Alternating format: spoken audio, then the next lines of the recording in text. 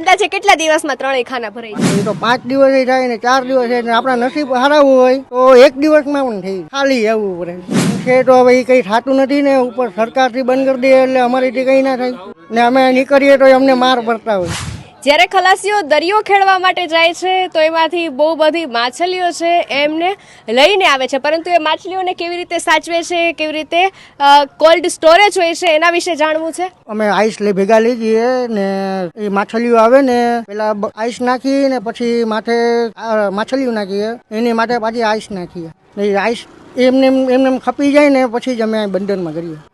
અંદાજે આ ફ્રીજ છે, આ સ્ટોરેજ છે, કોલ્ડ સ્ટોરેજ, એમાં કેટલી માછલીઓ સમાય? કોલ્ડ સ્ટોરેજમાં કેટલી માછલીઓ સમાય? એમાં 600-700 કિલા. આમ સૌથી એવી સારી માછલી હોય કે જેમાં તમને બહુ રૂપિયા મળતા હોય, જે માછલી મળે તો તમે ખુશ થઈ જાવ? એક તો આવે એમાં ગોલ છે, પછી બીજા નંબરમાં ઝીંગા છે ને ચોથા નંબરમાં પાપલેટ છે ને શેરમાઈ ને છાપડી. એ આટલી આઈટમ છે ને બહુ મોંઘી આવે. સૌથી સસ્તી માછલી આમ કયા ભાવમાં જાય? એ 22 રૂપિયા. 22 રૂપિયામાં એક? 1 કિલો. 22 રૂપિયામાં 1 1 કિલો. અને સૌથી મોંઘી માછલી કઈ કે જે આમ મળે તો તમને એમ થાય લોટરી લાગી ગઈ? હા, એ ગોલ. એની શું પ્રાઇસ હોય? એની 3000 રૂપિયા કિલો હોય, 4000 5000 હોય. આખું ભરાઈને આવે તો અંદર કેટલો માલ સમાણો હોય એવું તમને લાગે? આખું કોલ્ડ સ્ટોરેજ ભરાઈને આખું સ્ટોર ભરાય ને તો 900 કિલા કે 1000 કિલો નીકળે 1 ટન સુધી.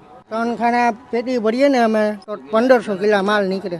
અંદાજે કેટલા દિવસમાં ત્રણેય ખાના ભરાઈ જાય? હવે એ તો 5 દિવસ થાય ને 4 દિવસ થાય ને આપણા નસીબ સારા હોય તો 1 દિવસમાં પણ થઈ જાય. અચ્છા, ખાલી આવવું પડે. આમ બધાને કેમ આમ કોઈ પણ ધંધો કરતા હોય તો એની સીઝન હોય કે આ સૌથી સારી સીઝન છે, તો એવી રીતે ખલાસીઓની સૌથી સારી સીઝન કઈ કે જેમાં? એ તો લગભગ 6 મહિનાની કે સારી સિઝનમાં આવી જાય કે હું અમને નોકરી લાગવા જેવું હોય અત્યારે ભાવ મછલીનો ભાવ વધારે આવે. આ વર્ષે શું પ્લાન છે જ્યારે બંધ છે, વાવાઝોડું આવવાનું છે? બંધ છે તો હવે એ કઈ થતું નથી ને, ઉપર સરકારથી બંધ કરી દે એટલે અમારીથી કઈ ના થાય ને અમે નીકળીએ તો અમને માર પડતા હોય. શું વેરેન્ટેજ આવે આ બોટ જાય 8-10 દિવસ દરિયામાં? તો એને 10-15 હજાર રૂપિયા પેટ્રોલ ને રાશન ને બરફ 15,000 રૂપિયા લેખી જ લેવાનું.